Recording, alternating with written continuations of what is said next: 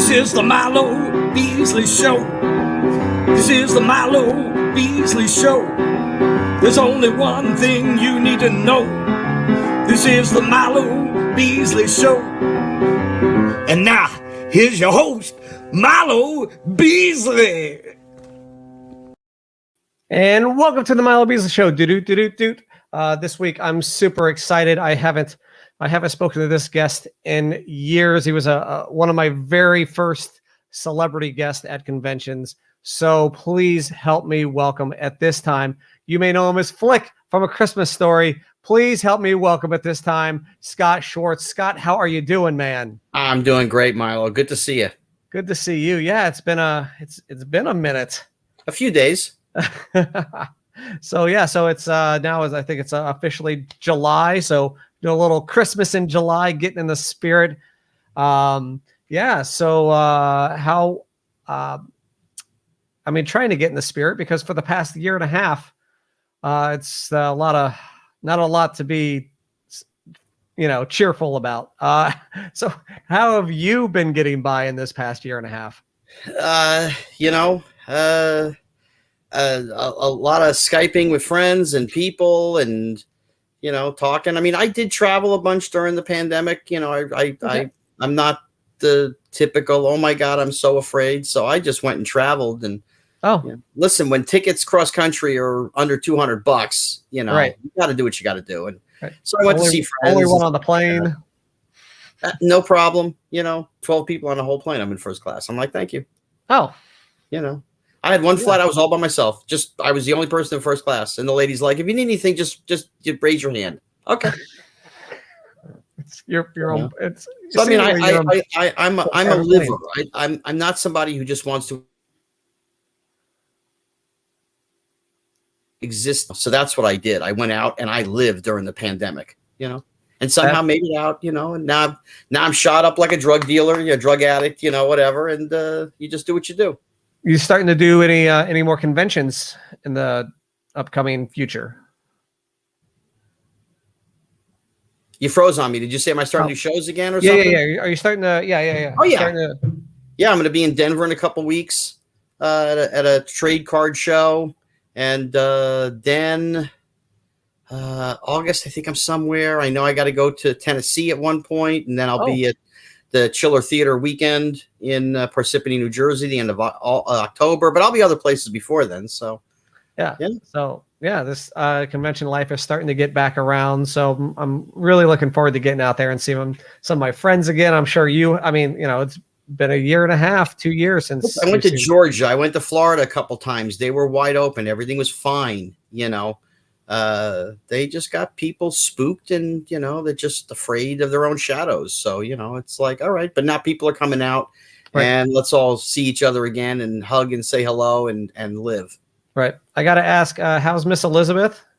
Oh, Miss Elizabeth is wonderful. She's in the living room. If I didn't think about it. Sometimes I have her sitting on my lap, but she's the best. This is we're talking about a dog, ladies and gentlemen. Yes, I have a mini teacup Chihuahua. She's about 4.25 pounds, and she is just so adorable. Cute. The cutest thing, man. Doesn't bark, doesn't bite, nothing. Loves people, loves daddy, but loves people. Right. It's unlike my 10-month-old who does bark and does bite. Yeah. I'm talking about a human, not a child. Yeah. So, well, congratulations. Enjoy the diapers, and you'll get about a year and a half of enjoyment, and then the terrible 2s and the horrible 3s, and then you get more enjoyment from about 4 to about 10 or 11, and then it's the teenage years of just a horror show. So good luck, though. Oh, thanks. Hopefully, be able to bring them to conventions and let everybody else babysit them. There you go. That's so that's the plan. So I want to talk about obviously we got a little bit more to it's hard to do interviews at conventions sometimes because you only have a selected amount of time. Here we have a little bit more, so I'd like to talk about a little bit more of your past, and I want to talk about the toy. I mean, you got to work with Richard Pryor, Jackie Gleason. Was that your first job? No, it was my first movie. First movie. something voiceovers, Broadway, off Broadway. I did all those things before, but The Toy was my first film. Oh, how was it? How was it working with those two absolute legends? Fantastic. I mean, I was not the typical 13-year-old kid. I grew up with a movie background. I loved old films. I loved television. So I knew who they were. I knew their bodies of work, and I was a fan. And so the things that I did with them, around them, they appreciated. They thought it was funny. I mean, I would do Gleason to Gleason all the time, and he laughed his ass off. Richard, once I started, talking like him, he was a great man. I mean, Richard Pryor by far is the greatest person that I've ever met and got the fortunate experience to work with and spend time with. I was friends with him from the day I met him until the day he left us, and just, there were no pretenses, no ego, no anything. It didn't matter that I was a white kid from Central Jersey and he was a black guy from Peoria, Illinois. None of that stuff mattered. Right. We were just people, and both of them were open to answering questions, guiding me, giving me advice, life lessons that I learned. And right.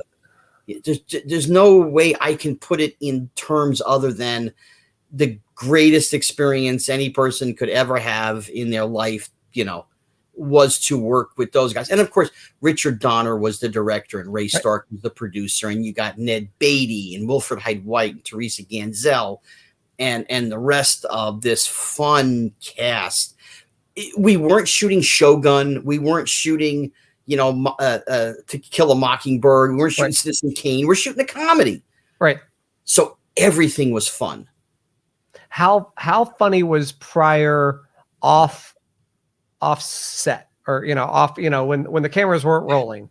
Richard was quiet a lot of times. He would sit in his chair. I'd sit in my chair. He was very studious, reading books, underlining things, highlighting things. He wanted to learn. He wanted to really gain a worldwide, mental capacity of learning everything that he could, but once you got him started, then it was all over. Right. Right. Of course. I was 13. I turned 14 while we were shooting, and I got an adult education from Richard Pryor. There was no filter. This is not the age of PC, Right. So, F-bombs, MF bombs, this, that, whatever, the penis jokes and vagina jokes and boob jokes, they were all there. This is what came out. It was not sort of, I guess, like today where everybody is like this and they got to watch everything. They didn't watch anything they said. Nothing. Richard saying, what do you, we were doing the, there was trying to remember what scene it was that we were doing. The workout scene. And I wasn't in the scene with Tony. Oh my God. He played Duke and Rocky, and Tony Burton, and he's in the scene, whatever. And I was on the set, I'm hanging out, whatever. I'm sitting in my chair and Richard's chair is next to me, and he's pointing out women to me. Oh, what do you think of her? What do you think of her? What do you think of her? And he's like, oh, she did this to me. And I'm going, oh, that sounds nice. I didn't even know what the man was talking about. But it didn't matter. I was getting my adult education from Richard. That's fantastic. And then would you say that The Toy helped you get the role of Flick in A Christmas Story?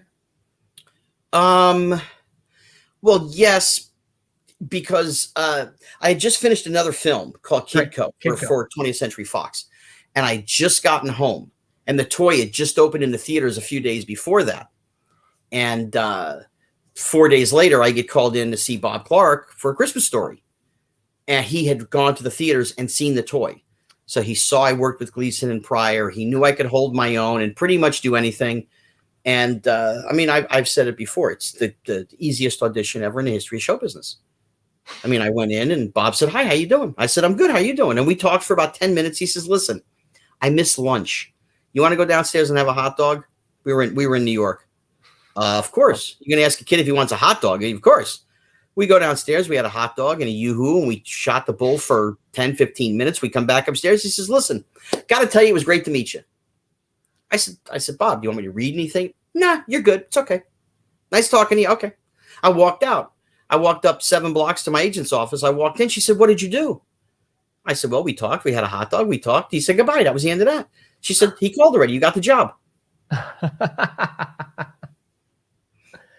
Which led to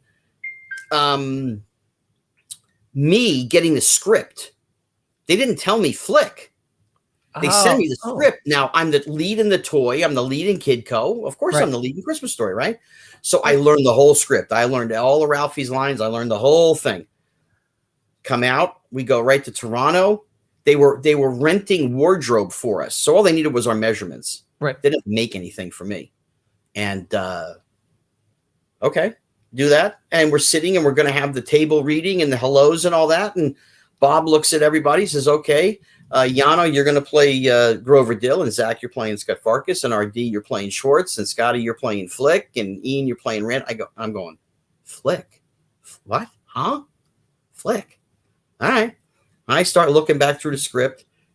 I know I'm going to be there at least 5 weeks. Right. And I looked, and I had 16 lines of dialogue for 5 weeks' work. So I turned around and looked at my old man, and I'm like, okay. So I wrote on a Post-it note, 16 lines, 5 weeks, vacation. And I handed it to my father, and he looks at me. So afterwards, we get done with the reading and the read-through, and I said to Bob, Bob, are you sure about this? I did this, I did. He says, oh, no. You're Flick.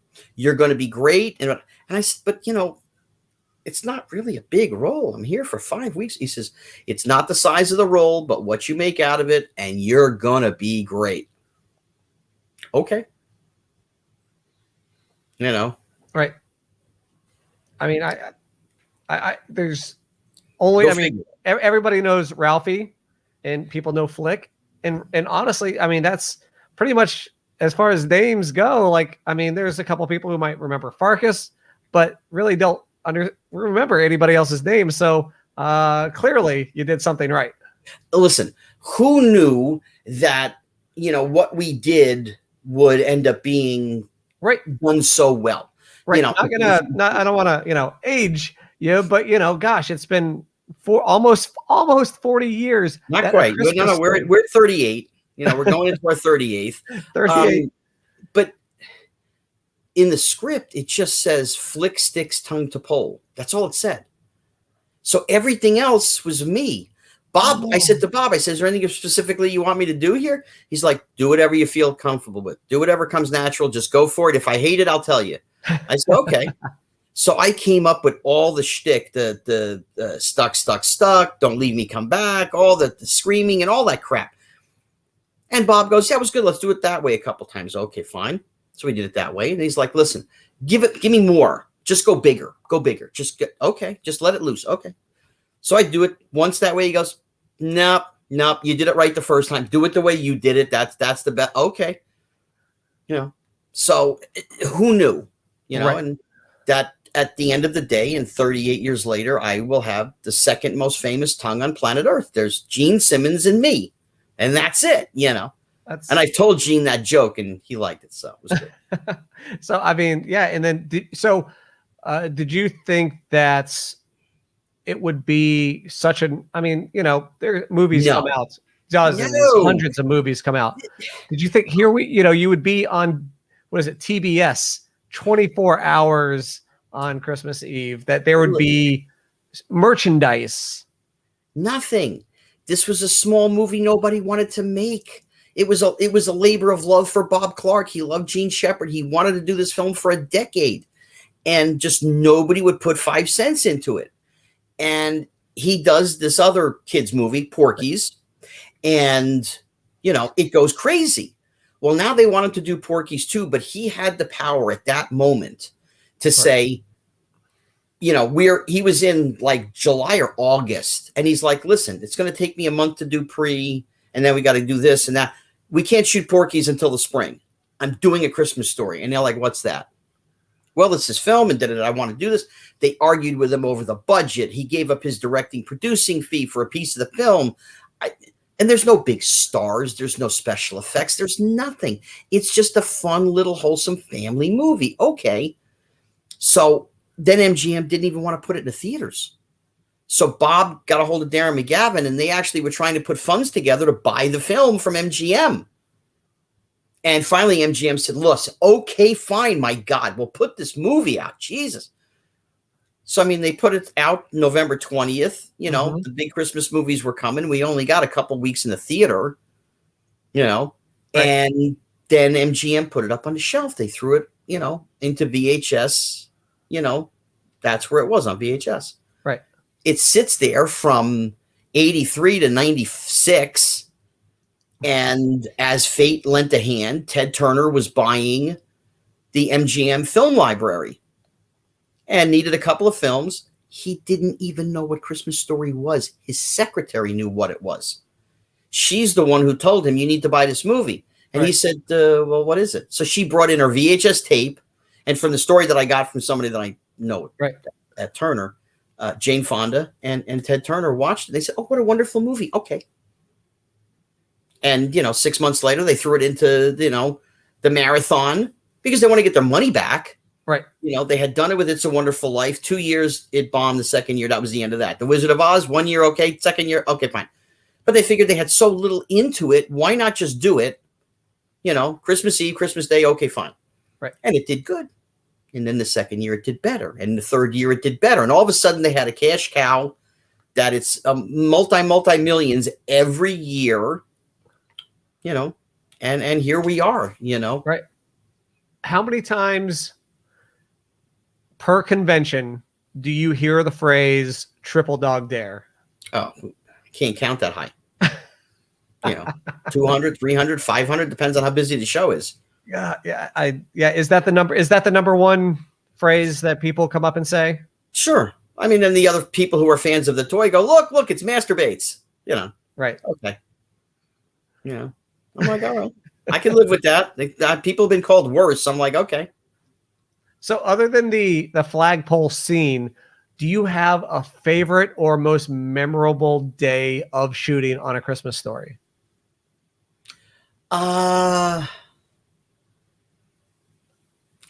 Not really.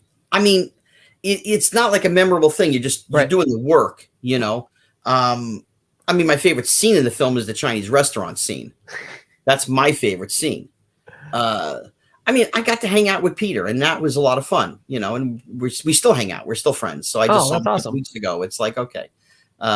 Zach, who played Scott Farkas, the bully, he's one of my closest friends. He lives 20 minutes and 25 minutes. We hang out, and, you know, the relationships that I made, you know, with the other guys made the film all worthwhile, you know, even more so than just doing a film that's in the National Registry and a Monopoly board. And there's a life-size bronze statue of me in Hammond, Indiana, which is the home of Gene Shepard. Right. I mean, all those wacky things, it's nice. It doesn't pay the bills. It doesn't buy me a cup of coffee, but it's great to have the friendships, you know, of the people that and Yano, who played Grover Dill, you know, I see him here and there. He's in Atlanta. You know, I'm outside of Los Angeles. You know, we're a fun group of guys, you know, and as we've gotten older, we've become a more fun group of guys. When are you going to pitch a Hanukkah story to movie executives? See if you can get that ball rolling. No. See, I'm one of those people. I don't believe in messing with magic. You know, lightning in a bottle does not get done twice. You know, I mean, Christmas Story 2 was never supposed to be made. Bob was never going to do it. I've never seen it either. But, you know, I mean, I've seen the previews of it, and I'm like, oh God. They paid Bob so much money he couldn't say no. You know, then he did My Summer Story with Kieran Culkin and Mary Steenburgen, and Charles Grodin, who just passed, plays the old man. Not Darren McGavin. You know, it's different, you know. I don't. The closest thing that we've talked about as a group was maybe coming up with something where it's the next generation. So it's Flick's kid, it's Grover Dill's kid, it's Scott Farkas's kid. Absolutely, you know, it's their interactions with the parents, and it's us. Right. You know, that's about the closest thing, but we haven't really come up with something that's stuck and said, okay, you know, I mean, Peter's not against it, you know.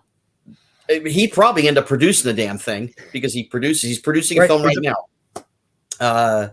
So you know, it would be interesting, but it's hard when you're trying to create the magic as opposed to just creating a project. I totally get that. Now, so were you going to public school during this time, during Kidco, Toy, Christmas Story, or were you homeschooled? Were you private schooled? I was in 8th grade. Okay. So, well, wait, hold on a minute. When I did the Toy, I was in 8th grade. Okay. So that was summertime. I was done. And then I went to public school my freshman year, and I ended up getting Kidco and Christmas Story. Right. And the principal of my high school basically covered for me. I mean, God rest her soul, her name was Mary Connors. Loved that woman. Her and I had many adult conversations being a freshman. And she said, listen, the superintendent will not allow you to go to school here and not be here. Even though you're doing the work on sets, the way the law was or is or whatever it was in Jersey at that time was, even though you're working, there's a contract, you're a professional actor, you know, they wanted you to be in the seat, you know.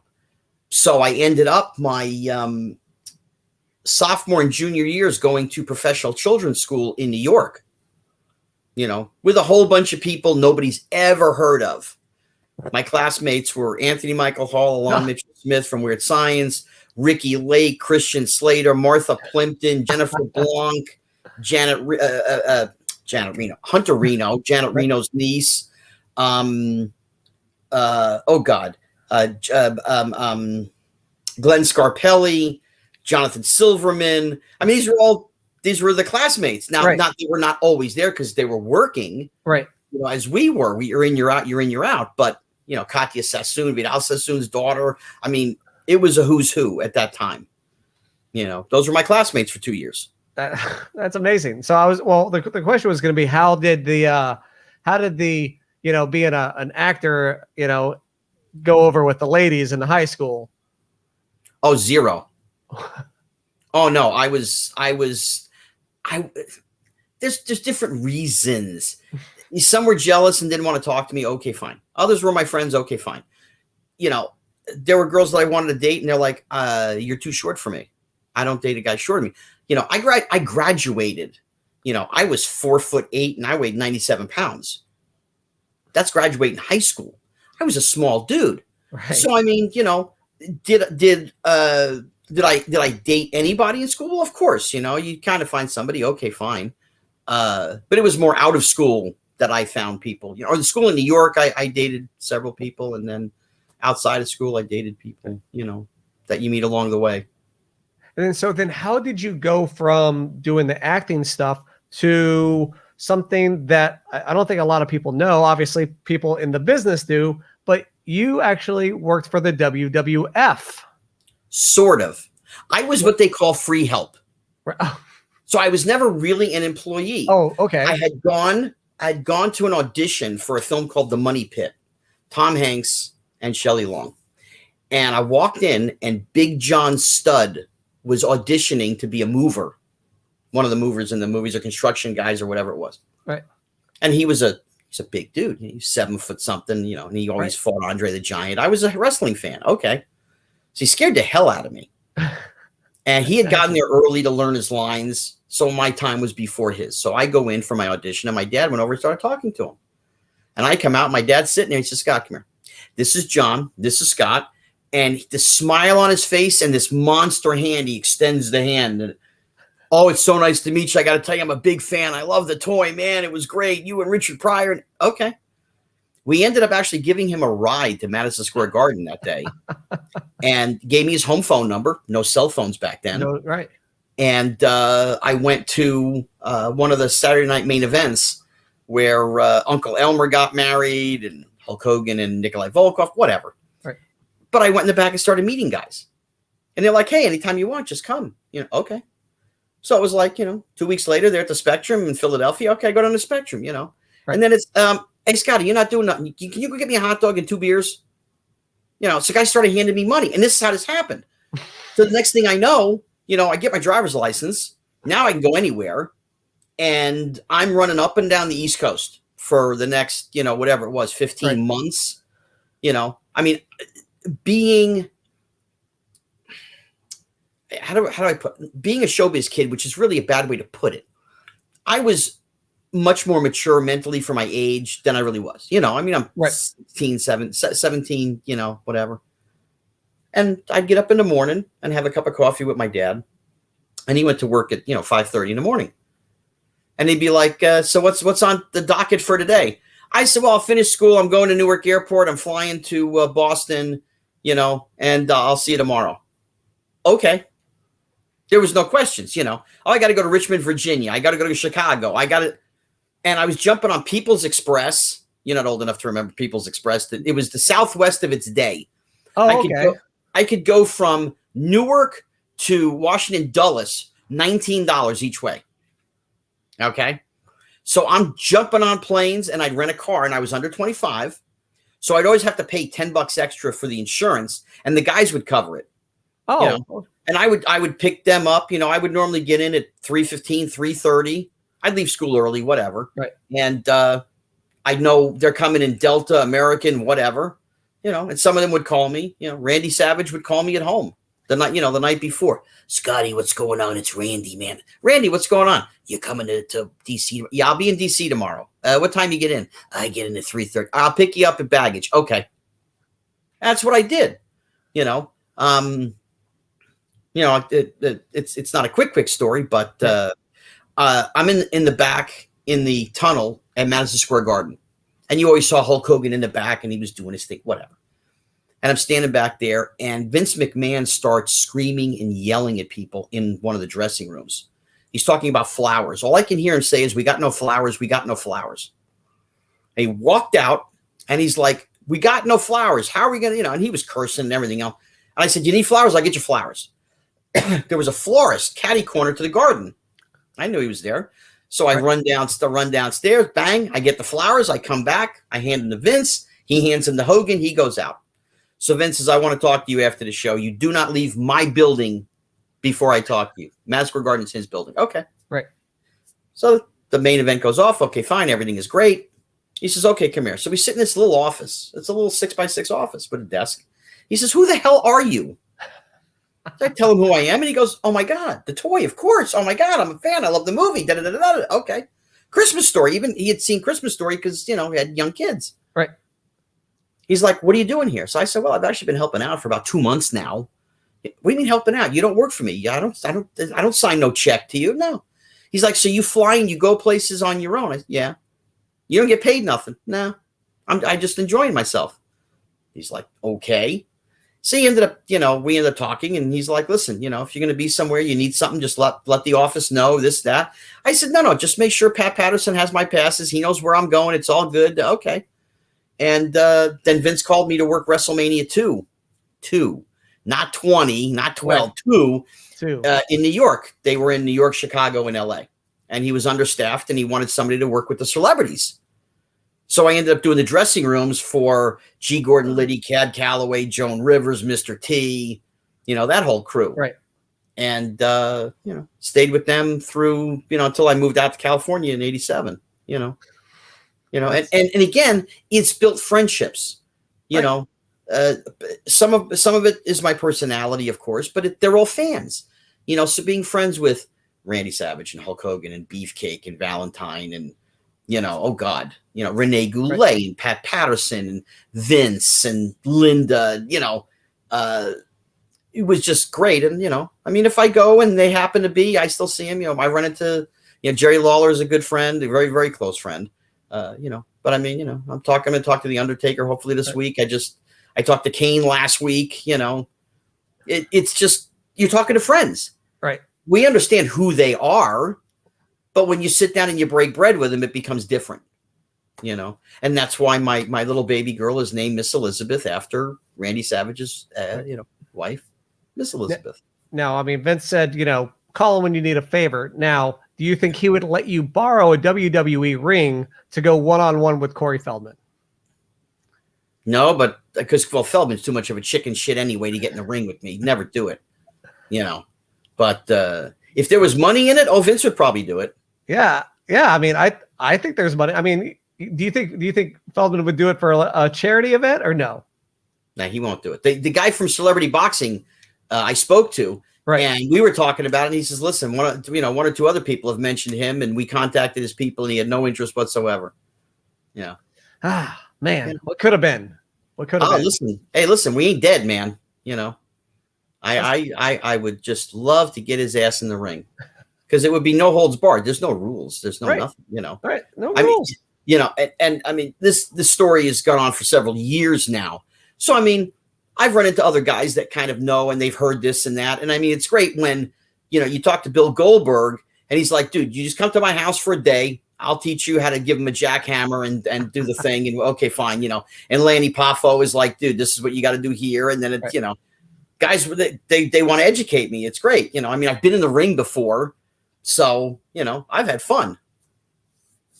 Absolutely. I want to talk about you making a cameo. We'll get to actual cameo later, but a cameo on the back of the magnificent Morocco LJN figure. There's a picture. Yeah. There's a picture of you. You are in the background of his action figure. For those who are WWF fans, it's the original LJNs, and it was the magnificent Morocco doll. And the photographer, whose name is Steve Taylor, he calls me up and he says, hey, you got to go buy this. Why? Just go buy it. Okay. So I get it. And it's the magnificent Morocco, but on the back, there's a picture of him in the ring. Whatever. So I took it to one of the events and Steve goes, okay, so did you see yourself? What are you talking about? He goes, dude, look right there. So I'm like right below his right foot and I'm sitting there and it was a match. And I know where the picture was taken. The kid next to me, his name was Pat, and he only worked at the Cap Center in DC. And I'm sitting there like this. Because it was probably like my 15th match in 3 weeks or something. I was bored out of my mind. But yeah, no, I'm on the back of the magnificent Morocco doll. And he used the same photo in the WrestleMania 2 program. Oh, that's awesome. So I'm in that too. Yeah. That's awesome. Now, do you get to do how many of the figures or the boxes or the WrestleMania 2 programs do you get to sign? Not many. I probably signed only a couple of the programs, 2 or 3 maybe, and the action figures maybe 3 or 4. The first I told the story. It's got to be, I don't even know, 7, 8 years ago, 10 years ago, whatever it was. And one of the guys that is a wrestling guy and has the collection of dolls and all this stuff, he brought me it to sign for him, and he had me put on there. This is the first one I'm signing, and number 1, and all this, whatever. And I mean, I have a couple of them, right. And, I got Don to sign one of them for me, whatever. He's like, cool. Okay, whatever. I said, Don, I'm on this, right? And I turned it over. He's looking. He goes, Jesus, my God, look how young you were. Oh, I said, thanks, Don. Thanks. All right. So I think we're going to do now. We're going to jump into our first of 2 mini games. The first is called the Milo Beasley Show Frequently Asked Questions. I'm going to ask you the same 5 questions that I asked to all my guests, and I'm really looking forward to your answers. So you ask the same questions to everybody? Yes, ask these same questions, these same great. 5 questions to everyone. So you're not going to ask me, did I really get my tongue stuck in a pole? That's great. Okay, give me the 5 questions. Okay. All right. First question is, who was your first celebrity crush? Farrah Fawcett. I totally get it. Charlie's Angels was 76, 77. I'm 8, 9 years old. Yeah, that would be the first one. Yep, totally. Did you have the poster? And oh, yeah. I assume so. Question number 2. What is your guilty pleasure song? Ooh, guilty pleasure song. Yeah. I mean, I could ask you, did your tongue get stuck to a pole? Or I could ask you this. No. I grew up in with a father who was a ballad guy, and we drove to New York every day, or every other day for auditions. So, guilty pleasure song, "Weekend in New England" by Barry Manilow. If you're going to ask me, the second one would be "Let It Be," no question. That's some great answers. That's some great. I haven't had those answered yet. So that is. If you said album, I would have said "Sgt. Pepper's Lonely Hearts Club Band" by the Bee Gees and Peter Frampton. Wait a minute. What? Sgt. Pepper's Lonely Hearts Club Band was a movie in 1980. Right. The Bee Gees, Peter Frampton, George Burns. I didn't realize that there was they did a soundtrack to that then. Oh yeah. It's phenomenal. The girl that was Strawberry Fields was wonderful. The girl that played Lucy, Diane Steinberg, fantastic. That's a guilty pleasure. Met Peter Frampton, he wouldn't sign the album for me. What? Because you have to read about the whole backstory of the Beatles and the Bee Gees and what happened and whatever, and they wanted out of the film and it didn't work, whatever. But yes, that's my guilty pleasure album. All right, go ahead. All right. Question number 3. This one always gets ridiculous answers. If you had to, would you rather fight a horse-sized duck or 100 duck-sized horses? Boy, that's a good question. Yeah. So, do you think you could? I'd probably take the duck and take my chances that he doesn't peck me. Yeah, I mean, I always say you go after the one big thing and hope you can take it down, as opposed to like fighting 100 of anything is tough. Yeah. Well, having the wrestling background, I'd probably just go behind, sweep the back of his knee, chop it out, make him fall down, give him the elbow, and I think I'd be okay.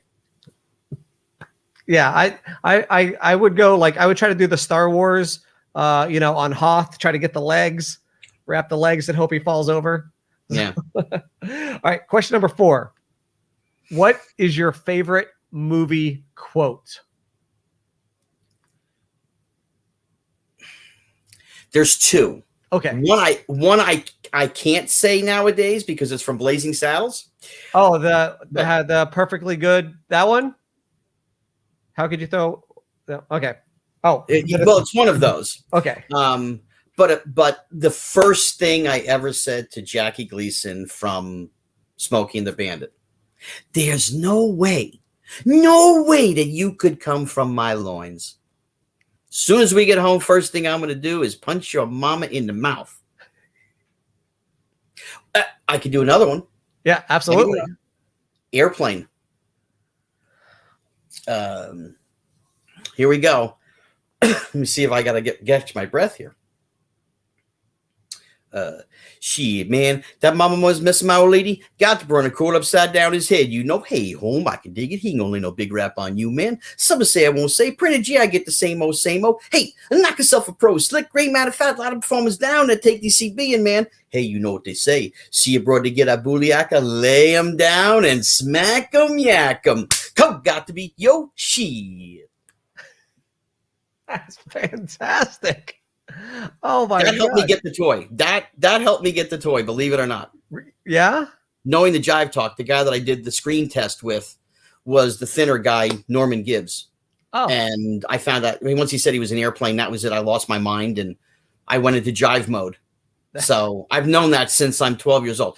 You're a little young to probably have a Sony Walkman, okay? No, I had a Sony Walkman. Did you know Sony Walkman? Yes. So I had a bike to middle school. So all my friends that did, they all had AC/DC, Led Zeppelin, Bon Jovi, whatever it was, Beatles. Okay, fine. I had movies. I had Blazing Saddles, Young Frankenstein, Smokey and the Bandit, Airplane, and History of the World Part 1. Those were my movies, and I had them on my audio on my cassette tape. And I just listened to movies and learned them all. That's very cool. I want to do that. I feel like I want to do that now. Yeah, if I could put a movie on a CD, on a CD, a movie, just the dialogue from movie, I could put on. I in my car, I would put those in my CD deck, no question. I'd rather listen to Blazing Saddles or Smokey and the Bandit or Airplane than listen to whatever crap they're playing on the radio. Man, what a concept. That's actually really cool. That's actually really cool. All right. So for the last question, it's a fill in the blank. I would be a millionaire if I had $1 every time. I would be a millionaire every time somebody asked me for money and I said no. I just have a problem saying no. So there you go. Or I would say I would be a millionaire every time if I could go back in time and tell myself, hey, dude, cut this, do this, buy Microsoft, buy this, and I'd be good. And then come on back and be living in the lap of luxury. All right. But money is not necessarily important as happiness is. Everybody, a lot of people who have money got more issues than we got. This is true, but money does make you happy, I will say. To a certain extent. It gives pleasure. You can live differently. I got friends that are baseball players that have made $150 and $200 million, and I see what they go through. The divorces or the this and the child support or whatever the hell it is. It gives you the freedom to do whatever you want, and those things in turn make you happy. All right, so that's going to bring this a perfect segue to my second mini game. Okay. It's so funny that you said that because I literally have this written down as we do the Milo Beasley Show top 5. We're asking you a random question and you give me your top 5, no particular order. And I swear I have this written down. Favorite movies. Top 5 favorite baseball players. Let's see. Barry Bonds, Lou Gehrig, Roger Clemens. Okay. Oh God, there was Jesus. Mike Schmidt and Pete Rose. Now, do you think? Okay, you mentioned a lot of guys who are probably not going to get into the Hall of Fame, but should. Obviously, Pete Rose probably. They're not going to overturn that. Fault. Listen, I'm one of those people. They should allow the voters to do it, but there's really only one unwritten rule since the beginning of baseball. That's do not gamble. It's at every clubhouse. There's a sign, and he made his own bed. He's got to sleep with it. Has he paid the penalty? Yeah. It's been 30 something years already. It's right. Now let him be voted in, but you don't have to give him a job. Nobody says you have to give him a job in baseball after that. Right. Should he be put in? That's up to the voters, the guys who vote. And they base it on what they base it on. If they base it on what he did on the field, he's the lock of the millennium. Okay, fine. Right. But at this point, it is what it is. Now, Bonds and Clemens. Bonds and Clemens. I say it very simply. What city do you live in, if I can ask? I live in Orlando. You live in Orlando. Okay, Yep. You're on I-4. You're on I-4. There's no speed limit. You're doing 120 miles an hour to Tampa. Okay, great. You come back. Okay, great. 2 weeks later, they put up a sign. 80 miles an hour speed limit. Can they write you a ticket? No. Can't go back. Right. You can only go from that point forward. Bonds and Clemens never failed a test. What was there, if they did, it doesn't matter. Right. And they've banned so many substances at this point, greenies, all the other, things that they have. You got to go back to the 50s. This stuff was in clubhouses in the 50s. They used to have in Boston, they had 2 tubs of coffee, leaded and unleaded. And the leaded had the stuff in it, and the unleaded didn't. That's since the 50s. It was told to me there is no physical way to play 162 games for 20 something years unless you're getting help from something. And I'm not accusing any person, but it doesn't make any difference at this point. They're in the Hall of Fame. It don't matter. But you cannot go back. You can only go forward. Now, everybody knew what was going on. I talked to several different PR guys from baseball teams. They said, listen, this is not a secret. We all know what's going on. Baseball was at a very, very low point, and up showed McGuire and Sosa, and they saved baseball. They won. My wife and I say the same thing. They saved baseball. They saved the game. And I've known Mark. I met Mark many times over the decades. The guy is a sweethearted man. they saved the game. Well, then all through that whole period, everybody knows what's going on. Yep. And it wasn't only hitters, it was pitchers. It was 80% of the league was doing something. Right.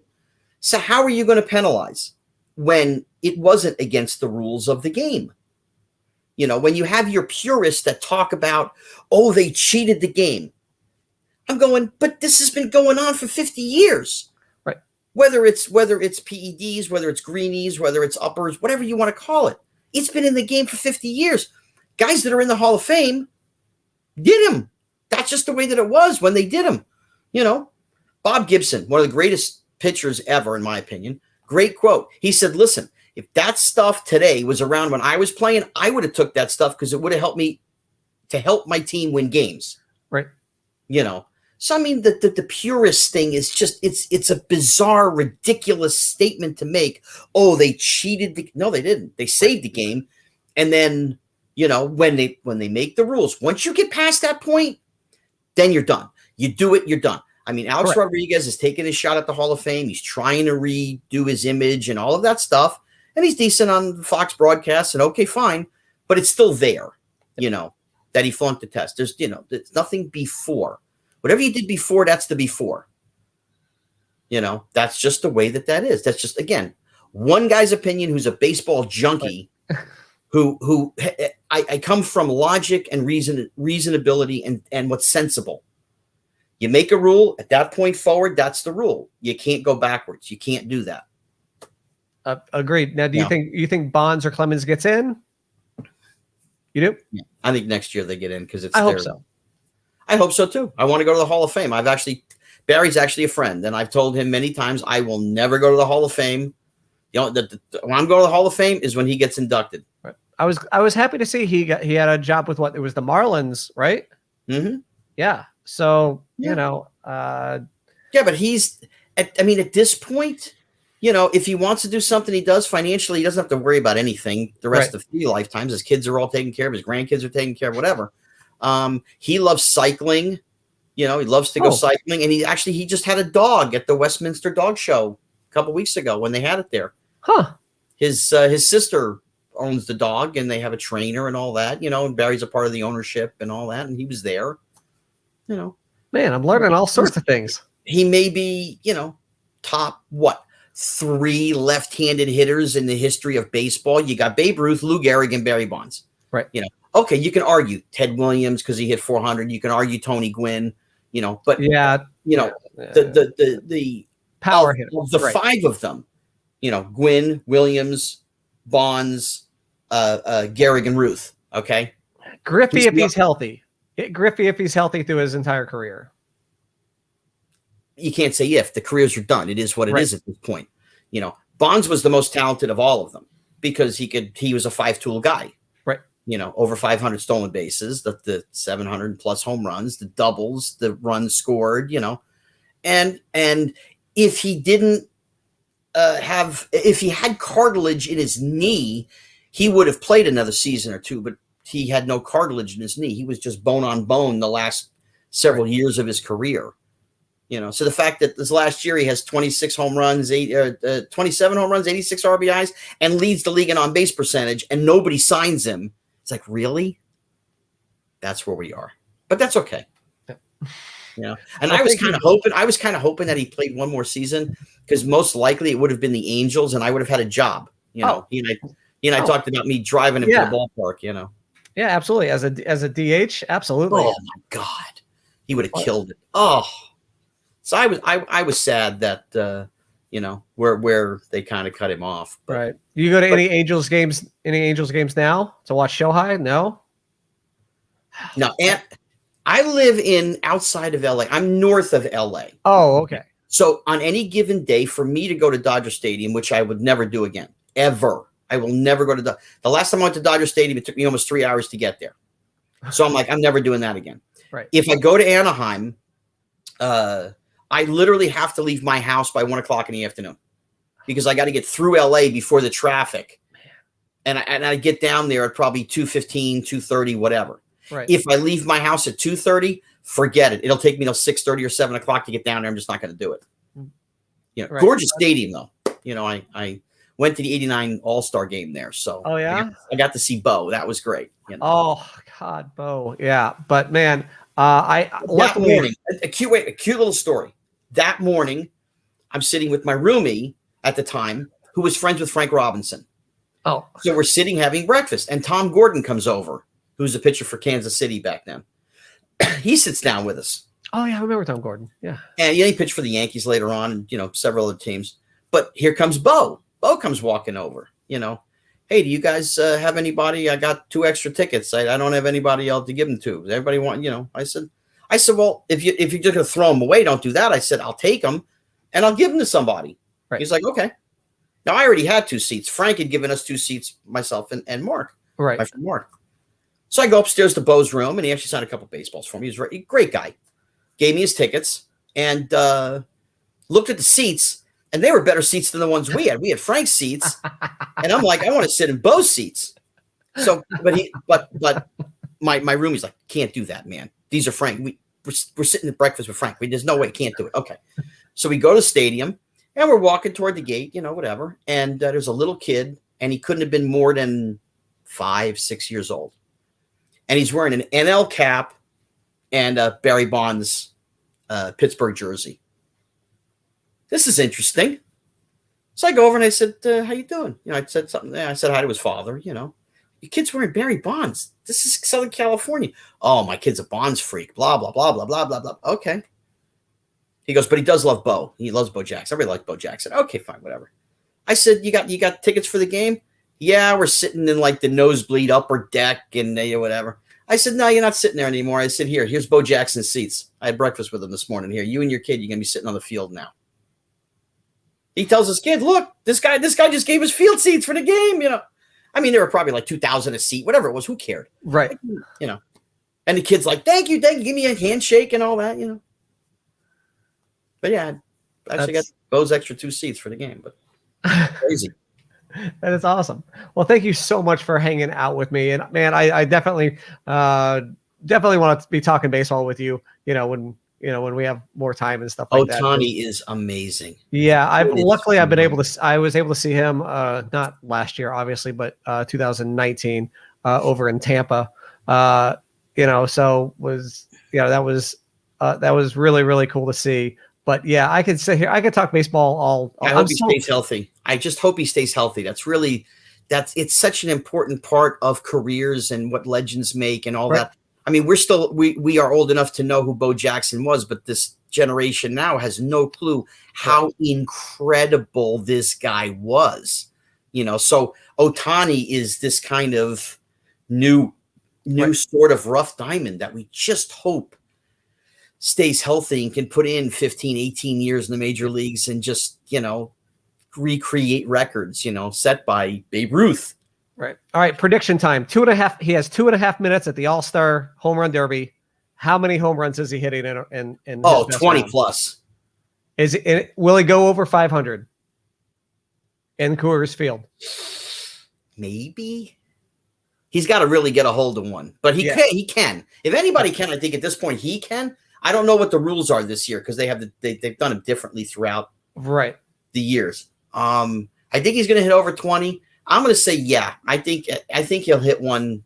It's so hard. Like you said, he has to really get a hold of one, but because it's a timed, it's not an out event like it used to be. It's a timed event. You can't really you have to have that fluid swing. And so we'll see. But his swing is just a beautiful whoosh, whoosh. It seems like it's no effort whatsoever. Yeah. But, I think he'll put a little bit of effort into it and make a show of it, Is he going to win? I have no idea. I'd love to see him win. I think that would be great, But, I mean, Vladimir Guerrero Jr. is out of his mind. Again, these are, second generation, the old man that does this, and here comes the kid, and you're going, oh, my God, Yeah, so because I'm a Rays fan, I go to a lot of Rays games right now, like you said, Tampa, or Orlando, Tampa. You're one of the 12. Yes. We see the Blue Jays play a lot, but that's not a bad thing. I mean, the youth of the future of baseball is on that team. So, it's a multi racial game. multi ethnicity game, I should say, Right. not a racial game, but Right. anybody can play it.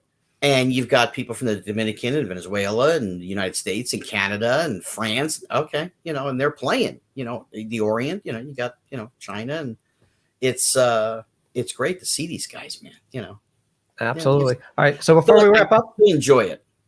Where can folks find you on the social medias if they want to find you? Check out your upcoming schedule. Scott Schwartz Actor. That's my page on Facebook, is Scott Schwartz Actor. And I'm on Cameo. You can just find me under Scott Schwartz, Yep. And I'm very reasonable. I don't rip anybody off, $150 for a cameo. Really? No. Very reasonable. Me and Larry Thomas, the Soup Nazi, we're the reasonable guys. We're just wonderful. No soup for you. I mean, really, that's pretty much where I am. And, I do put the events I'm going to go to or whatever on that page. And, also we have a Christmas Story Family.com, which is kind of our website thing. And then we have it on Facebook, also Christmas Story Family. And if you want to pick anything up for friends or whatever gifts, we have autograph things and so forth. A Christmas Story Family Gift.com. Okay. Fantastic. All right. Well, thank you for hanging out with me today, man. It was a pleasure. And I really hope that I get to see you again soon. So hopefully you get over to Tampa, Orlando soon. We got to talk later in the year when baseball is getting down to it, and we can figure out who actually, survived this craziness. Absolutely. We will definitely have some playoff talk. Oh, yeah. All right, Sounds man. good. All right. Have a good evening, and we'll see you later. And thank you guys for watching, and we'll see you guys next week.